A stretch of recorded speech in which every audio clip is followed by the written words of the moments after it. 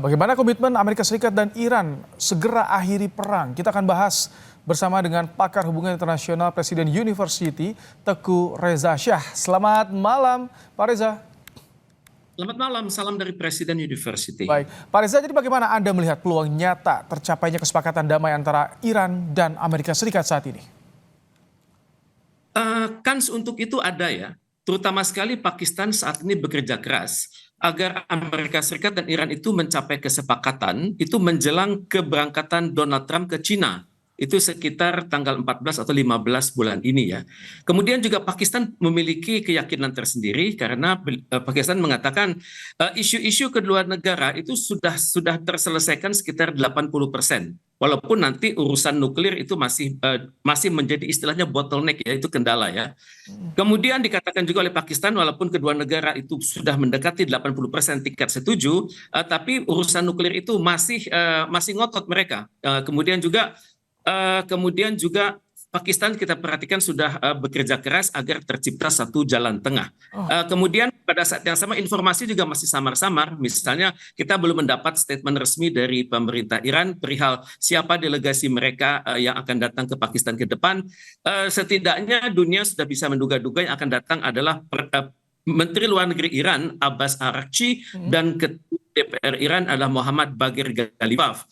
Kemudian juga kita perhatikan sudah ada prakondisi. Ini yang menarik ya, di mana Amerika Serikat sudah mulai bisa berbicara bahwa nuklir itu kita bahasnya belakangan. Kemudian kita juga mendapat informasi bahwa Operation Freedom itu akan dikurangi, dibatasi ataupun dibatalkan. Ini masih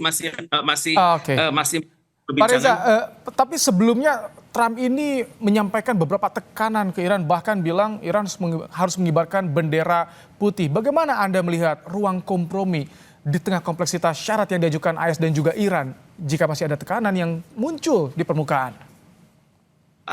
Itu memang biasa Donald Trump itu menekan, kemudian pada saat yang sama membuat statement yang membingungkan ya. Saya berpikir ini kira-kira sama dengan campur sari ini. Pagi beda, siang lain lagi, malam lain lagi. Kemudian pada saat berbicara dia menggunakan sumber-sumber referensi misalnya Twitter, kemudian referensi White House, kemudian nanti didukung oleh State Department dan juga oleh Pentagon.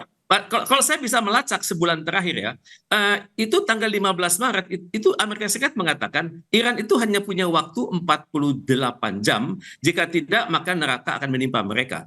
Kemudian diulangi lagi 13 hari kemudian, Iran memiliki waktu 72 jam, kalau tidak neraka akan menimpa mereka. Jadi kata-kata kunci jam dan neraka itu selalu dikatakan terus-menerus oleh Donald Trump. Dikatakan lagi bisa tanggal 4 April, kemudian dikatakan tanggal 5 April, 15 April, dan hari ini juga. Hari ini Donald Trump mengatakan Iran hanya memiliki waktu 24 jam, jika tidak maka neraka akan menimpa mereka. Jadi inflasi statement dari Donald Trump itu membingungkan, tapi membuat Iran makin percaya diri bahwa perundingan oke, siap, tapi juga pelatuk jadi pernyataan sikap Donald Trump itu secara tidak langsung bisa mengarah pada pengakhiri perang.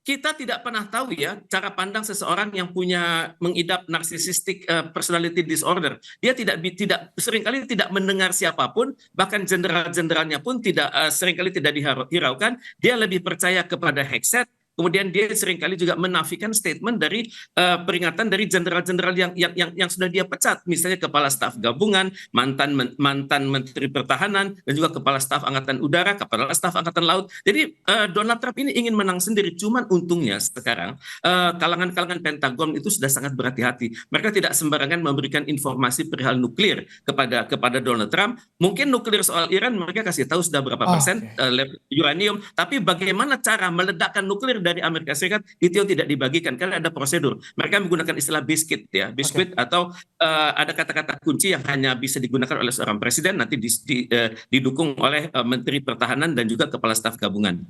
Tadi Anda beberapa kali menyinggung soal tampaknya Iran merespons positif soal proposal yang diajukan oleh AS dan juga Iran ya. Ada kans celah positif di sini.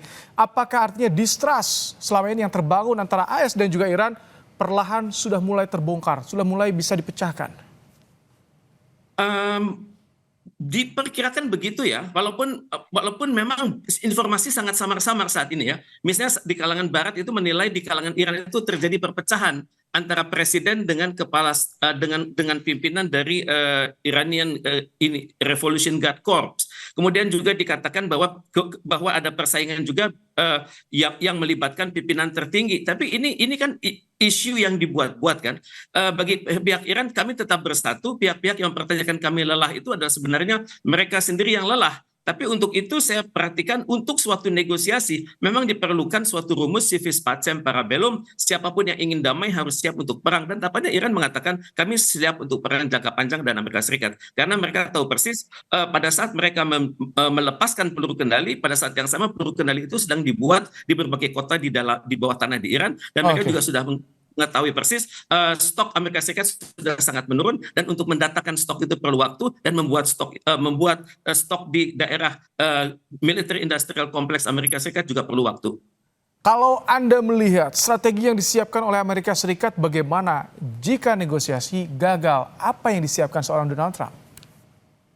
Yang akan disiapkan oleh Donald Trump itu pertama adalah melakukan destabilisasi Iran. Saat ini mereka sudah berhasil, konon menurut Amerika Serikat, menjadikan mata uang Iran itu sangat lemah. Bahkan sudah lemah lebih dari 30% per minggu ini. Itu yang pertama. Diharapkan dengan ini akan terjadi demonstrasi besar-besaran di Iran. Kemudian pada saat yang sama tercipta ketidakpuasan dari personil-personil angkatan bersenjata Iran dan juga pasukan Garda Revolusi karena gaji mereka terlambat. Oke. Yang selanjutnya yang akan mereka lakukan adalah secara sistematis menyerang basis-basis strategis Iran. Misalnya pusat refinasi, kemudian refinery, kemudian pangkalan angkatan laut, pangkalan angkatan udara, dan juga kemungkinan mereka akan menyerang akan mengganggu wilayah perbatasan Iran yang sangat panjang di barat, timur, utara, selatan, sehingga terjadi gejolak di mana pemerintah Iran tanpa sadar melakukan pembasmian, dan ini akan mengundang aksi dari dunia nama responsible. Kalau sebaliknya, Pak Reza, sebaliknya bagaimana nantinya respons Iran jika negosiasi gagal? Bagaimana kekuatan militer mereka? Kekuatan militer Iran itu sangat misterius ya. Yang jelas mereka sangat percaya diri bahwa mereka sudah berhasil menghancurkan bukan hanya pangkalan-pangkalan Amerika Serikat yang ada di Timur Tengah, tapi juga perangkat-perangkat militer itu sendiri sudah dihancurkan. Bahkan yang saat ini tersembunyi di bawah tanah itu konon sudah banyak tidak berfungsi. Pesawat tempur sudah tidak banyak, pesawat tempur tidak berfungsi, helikopter serang tidak berfungsi, kemudian perangkat-perangkat buat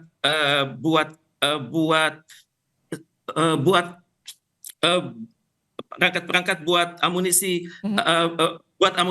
amunisi angkatan udara juga tidak banyak yang tidak berfungsi, dan juga yang kita harus kaji lebih lanjut adalah banyak personil-personil Amerika Serikat yang sudah mengidap penyakit saraf, dan mereka banyak yang minta dikembalikan ke wilayah mereka. Apalagi mereka melihat keluarga mereka juga sangat mengkhawatirkan nasib mereka di luar negeri. Baik. Semoga ada pesan damai yang bisa segera tercapai yang saat ini tengah diupayakan oleh Pakistan tentu dalam beberapa hari atau pekan ke depan. Terima kasih Pakar Hubungan Internasional Presiden University Teguh Reza Shah telah menyampaikan pandangannya di program Kompas Malam hari ini.